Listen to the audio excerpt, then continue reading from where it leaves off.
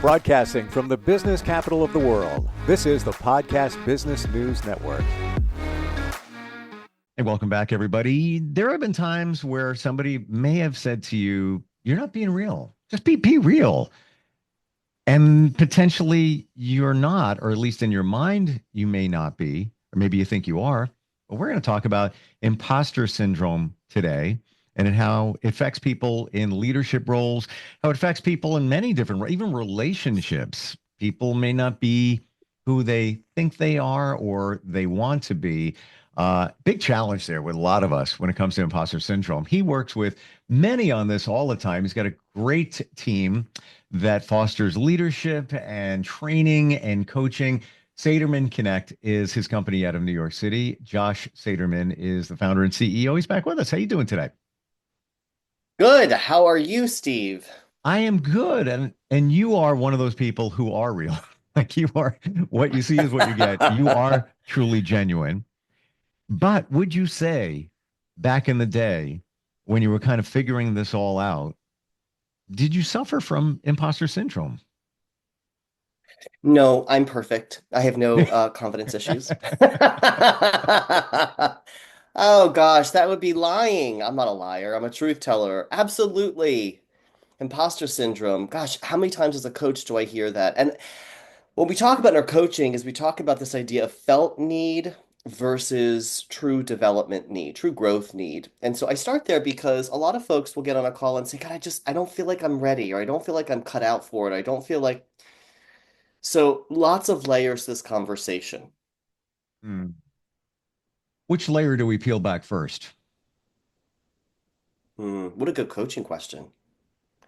Well, the first place I'd start is this understanding of confidence. You know, humans, Hmm. I've shared in prior podcasts. I like analytics, but I'm consistent with my analytics. I don't like to jump around. I like to stay focused on what something means. Humans, again, we think about fight, flight, fright. We're human. So roughly 60 to 70% of our thoughts each day are negative, 75% at the max. We talked in a prior podcast about this whole idea of sage and saboteur. It applies here too, right? So as we talk about positive intelligence, we talk about emotional intelligence, part of what we're talking about is this idea of confidence.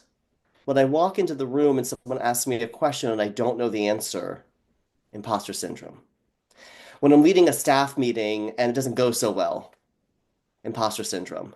Hmm.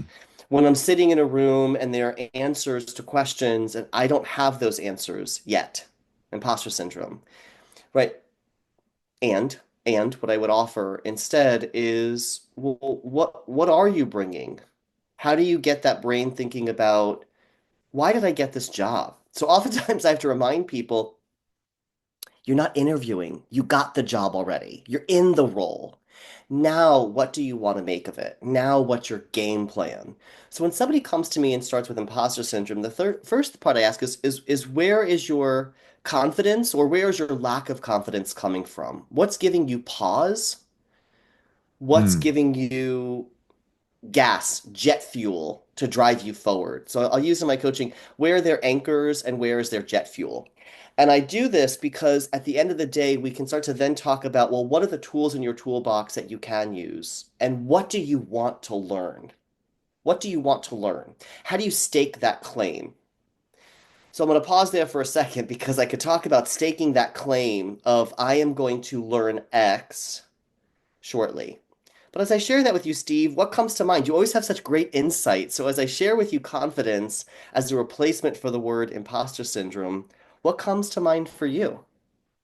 You said what I was thinking. If you were hired for a reason. Remember that. Mm-hmm. Many of us forget Mm-hmm. it.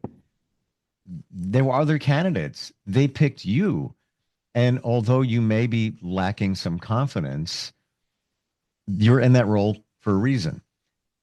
So when it comes to not knowing the answer, I've often heard, I don't do sales, but I mean, it's a piece of what I do in some regards, but that's just not my forte. But I've often heard, if you don't know the answer, just say, I don't have the answer. Let me get back to you on that. And it's That's right. perfectly okay. It's normal. You're being real, as That's opposed right. to freezing up like, I'm an imposter. I don't have the answer. I should have the answer. No, maybe you shouldn't. It's okay. That's It's right. just be real about it. And if you are genuine, people forget about it, move on. And then you can follow up with an email or a conversation. Hey, remember you were asking about, so I wanted to get some clarity on that. And here's the poop answer. That's the first thing that comes to mind. But imposter syndrome goes even deeper. Yeah, I feel it's in relationships. There can be even, partnerships, romantic, whatever, that people aren't really being themselves because they're not sure what they want. It could be hold all different reasons. You're spot on. I mean, again, it comes back down to I replace it with the word confidence, not because it's Hmm. just based on self-esteem or what I call learned or lived experience, not my coined term, but what I use, right? But we have these learned and lived experiences. What happens if you had a boss in your prior career and you said, you know what, I don't know, I'll get back to you, and they said that's unacceptable? That's going to live with you. It takes 5 to 7 positive experiences, according to Harvard Business Review, 5 to 7 positive experiences to offset one negative experience. And so here Hmm. you are, and some boss says, an asshole boss nonetheless, but don't let that shitty leadership get in your way, right? I mean, at the Right. end of the day, if someone says unacceptable, you can't as a leader go in and say, I don't know the answer every question, but every once in a while, that's a fair assessment, right? Like, I'm not really sure yet. Let me get back to you in 24 hours. I need 48 hours for the meeting with my team tomorrow. When do you need this answer by? Right? I think we can have truth talk, and those leaders that understand that there's a lot on your plate as a manager, as a leader, as an individual contributor will be respectful of that. What tools do you need? How can I support you? What information are you missing? What's your gut tell you? Right? You can ask a lot of questions as a leader to also support imposter syndrome. So let's not just focus on the person that's experiencing the imposter syndrome. Let's also focus on, as an effective leader, what are you doing to create a safe space to minimize imposter syndrome? So it goes both Hmm. ways. What you were saying is so true. It goes so deep. Same thing for spouses, loved ones, communities, right? Hey, what's on your mind? Some people need to speak to think. Some people need to think to speak. Speak. Yes, it's so true. It's that is amazing what you just said. It really is Thank because you. we're wired differently. And I'm more of a let me think before I speak. And if That's right. that individual said to me, that's unacceptable right away, Shut maybe, down. maybe back in the day, I would, in my mind, now I'd be like, who are you? Like, this is not fitting me. That's And right. I probably would take a deep breath and reply with something like, I would like to give you a clear, detailed answer full of facts and data. I'm going to pull them and be in touch with you. Give me an Yeah. appropriate time you want me to reach back and Yeah. just walk away. But that person, not a good person. Well, again, Steve, you and I have experienced. We're no longer in our 20s, maybe in our 30s, but no longer in our 20s. Give or So that's why take. I talk about learned and lived experience. By the way, my hair is fantastic today. For any of you who are watching, I'm in Florida, and this is a side note. I mean, this is a business podcast, but ooh, it's a rough hair day. But as a side note to imposter syndrome, right? No, in all seriousness, right? I think what you just brought up is experience. You talk about the practice of, I think I would have paused. I think I would have reflected, and in those 4 seconds, your brain is processing exponentially faster than your mouth can speak the words. Yep. So you came up with a line that was about self-respect, self-awareness, boundaries, guardrails. I could use different language to describe what you did. Oftentimes when people say impossible, I say describe it. Use lots of words. Get wordy. Even if you have to think for a minute, I'll get quiet. Give them 20 seconds, 30 seconds. Come up with all the words to describe. And the reason for that is you put a bit more color to it. You start to frame out that picture. And I come back to, okay, let's talk about a time where you've experienced imposter syndrome and you've overcome it. Let's talk about how your mindset has shifted, right? Is Mm, this about you? Is this about them? And there's oftentimes it's a combination of both. Oftentimes it's a combination of the environments you've been quote unquote raised in. I don't mean it just from a a primary example, meaning under 18, Yep, yep. right? It doesn't matter if you've gone to school or not, gone to university or not, have an advanced degree. It doesn't matter. Wherever you are in your career, you could be a mechanic and you have gone to vocational school and you had a shitty boss. You could be a corporate lawyer and had an amazing boss. Right? You don't know where your learned and lived experience comes from. That being said, right? It's so important to step into leadership with authenticity. Don't repeat the sins of the past, but rather learn from them and change your leadership style. That's why when we crafted Drive, Thrive, right? So if you're experiencing imposter syndrome, try to use some words to describe it other than I feel off, I feel less than. Well, why? Why are you feeling less than? Now, let's go the other direction, Steve. If you are watching somebody again that's experiencing it, what are you doing as a leader to create a safe space to talk about it? Mm. So oftentimes, we've done this a little bit in our prior podcasts. Oftentimes, we will talk about this idea of the toolbox. What tools do you have that are really sharp that you can use to navigate maybe a new role or a new moment or a new project, something that's giving you that feeling of imposter syndrome? What tools do you have that are dull, right? What do you need to sharpen? And what are the tools you don't possess that you need? And in that way, you start to fill into your growth plan. So oftentimes when you're asking the question, am I really cut out for this? What we're really asking is, what are the tools I need to be successful? And if we repivot that language to looking up versus looking down, instead of the deficit of, am I cut out for this? If we look out and we look up and we say, what tools do I need to be successful? Now we can turn that dimmer switch from dark to bright and we can start to advance in moving past imposter syndrome. When you feel that lack of confidence in a situation, or maybe overall, maybe you took on a new job, is that lack of confidence real? Are you really lacking something, or it's in your mind and it's based on a past experience, whether it was in your childhood, like you said, primal, or maybe a situation with another boss or job? Yes, it's all part of you. Yes. Yes. Mm. I mean, it's hard to pinpoint. It's a great question. It's a really thoughtful question, Steve. Thanks. I think like many conversations, um, to be fair, I think many conversations start at the kitchen table and not the conference table. So let me say that for the audience again, so you hear what I just said. I think many conversations happen at the kitchen table before they happen at the conference table. Think about its most basic. I mean, I love the sign, everything you need to learn, you learned in kindergarten. There's some truth to it, Yeah, right? right. Like you could, as an adult, say the word grace. Well, in its simplest language, grace is please, thank you, and you're welcome. It's manners, right? It's treating people with respect. It's treating people the way that you wish to be treated. So if somebody feels stumped and somebody is looking like, again, that oh shit moment of like, my boss just asked me a question, I don't have the answer, talk about it. This goes back to, I keep trying to go back to the source, not because I want to repeat myself, but because I want people on this podcast to hear these words and actually build their confidence to say, I don't know the answer. How have you found that previously? Educate me, right? I have resources. Can I run them by you? Can I share these resources? And a good leader, a good boss will take that thoughtful pause to be like, yeah, Mm. let's work through it together. Now, again, I hear this back. Well, what happens if it keeps happening? Well, then you have to talk about your employees' capabilities and capacities. You have to talk Yeah, about what are the roadblocks. Ryan Holiday wrote one of my favorite books, The Obstacle is the Way.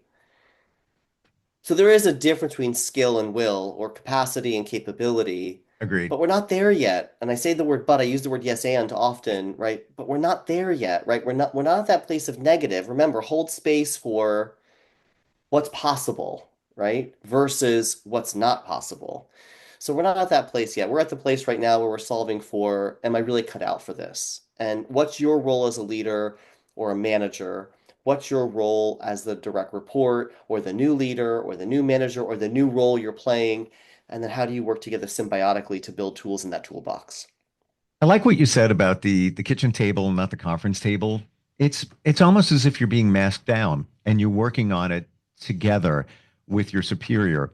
And completely agree. If this shows up very often, then you might have some bigger challenges Yeah, in terms of your skills and such. But I think many times it's those one-offs. And yeah. I betcha deep in your mind when these situations present, you know the answer. It's in you. You can't verbalize it, or you're the deer in the headlights at the moment. You want to present it in the best light, but I didn't expect them to ask me that, and I know the answer, but I got to put it all together. But I'm not ready to put it all together, and I need a moment. And sometimes the moment needs to be maybe it's 24 hours where you say, "Let me get back to you on that." Um, when this presents itself, how can you start shifting your mindset? Or is it a product of you need to become a leader of yourself and own it?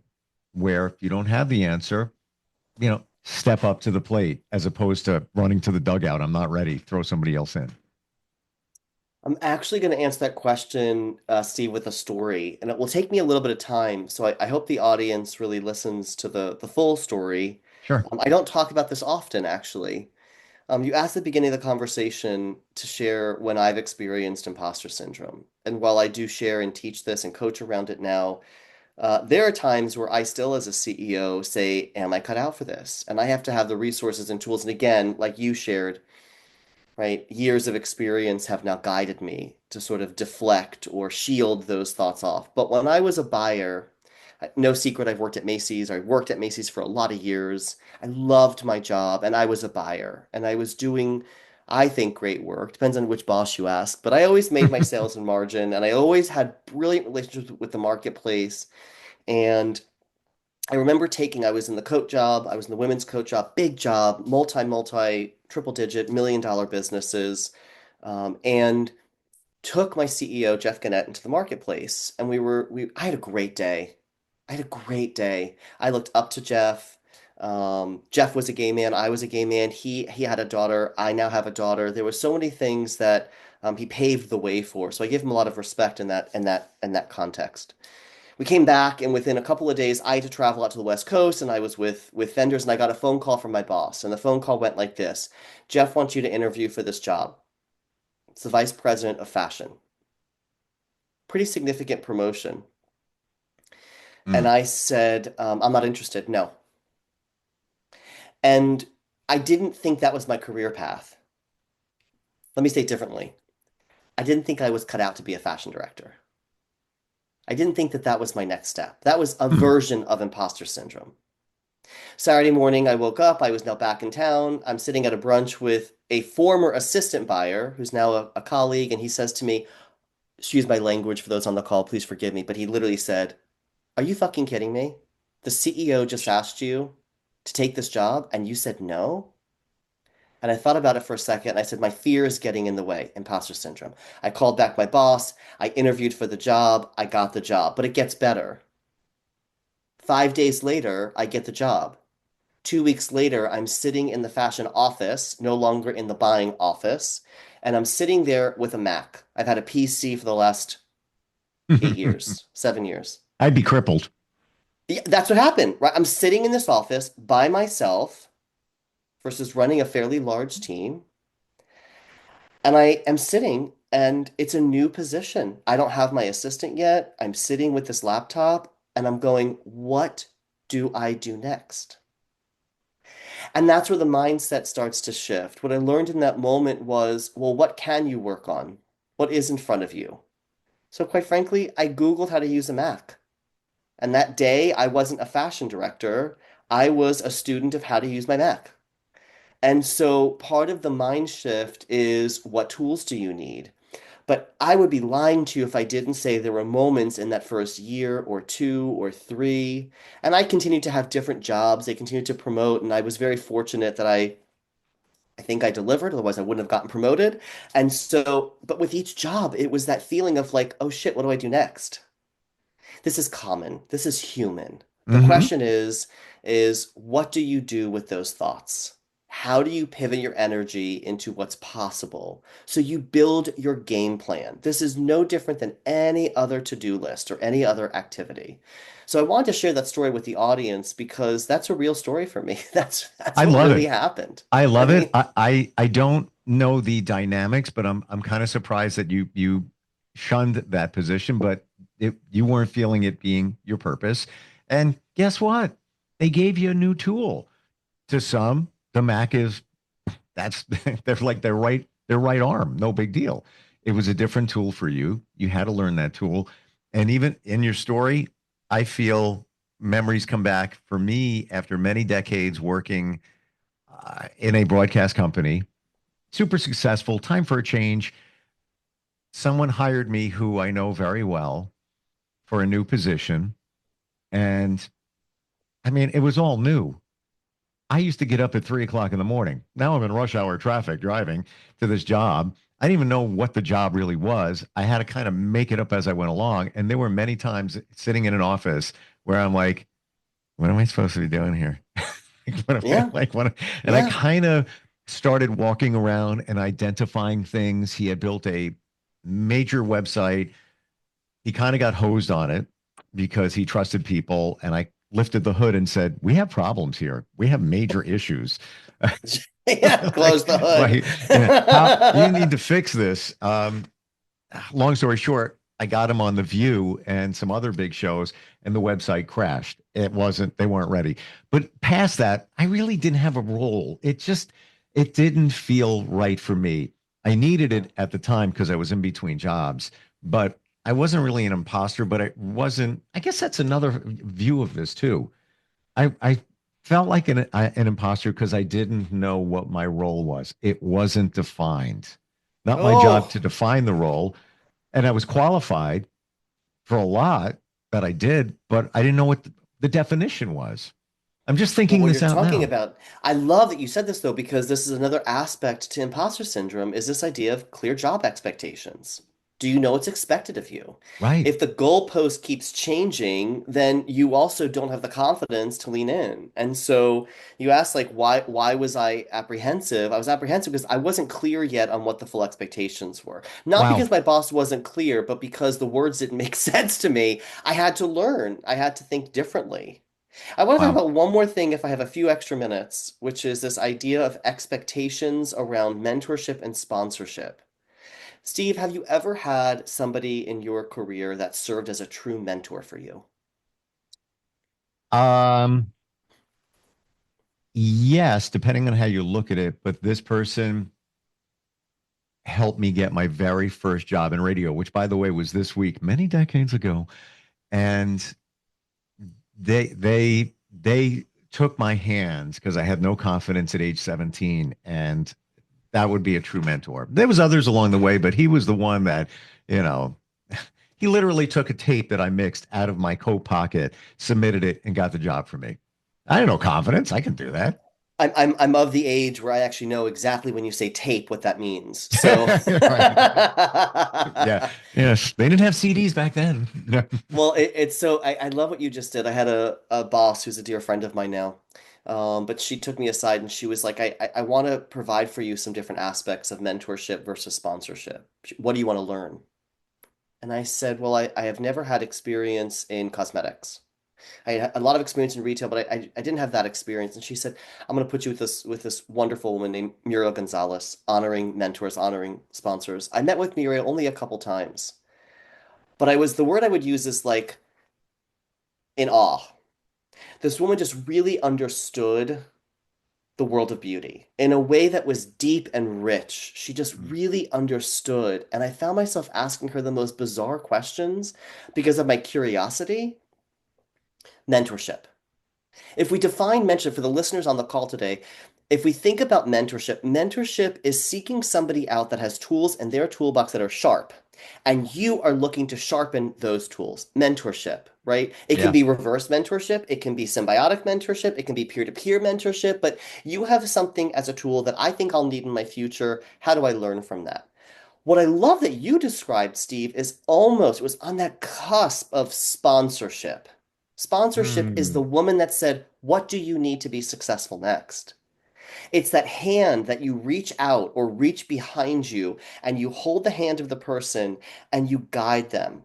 Sponsorship is when you're in the room and they're not with you, you're speaking on their behalf. You're talking advocacy about their strengths, what they add in terms of value. You're promoting them. I don't mean that in terms of title. I mean that in terms of promotion, right? You are actually singing the tools that they bring to each and every occasion best.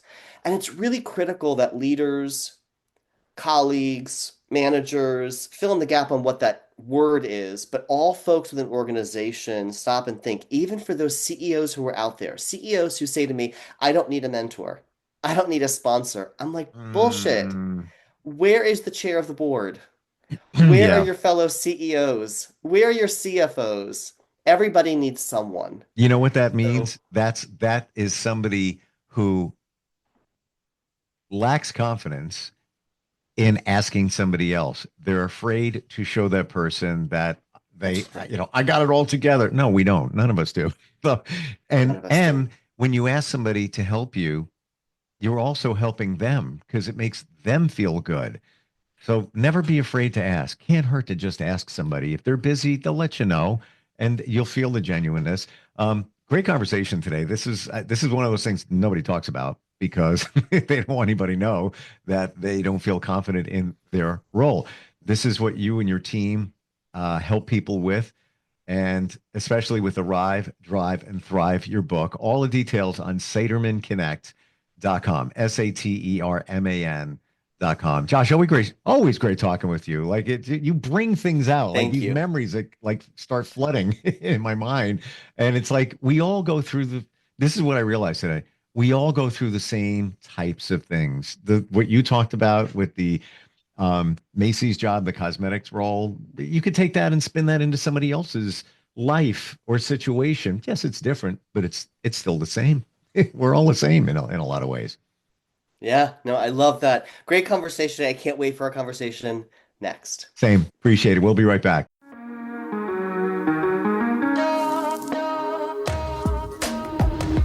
Broadcasting from the business capital of the world, this is the Podcast Business News Network.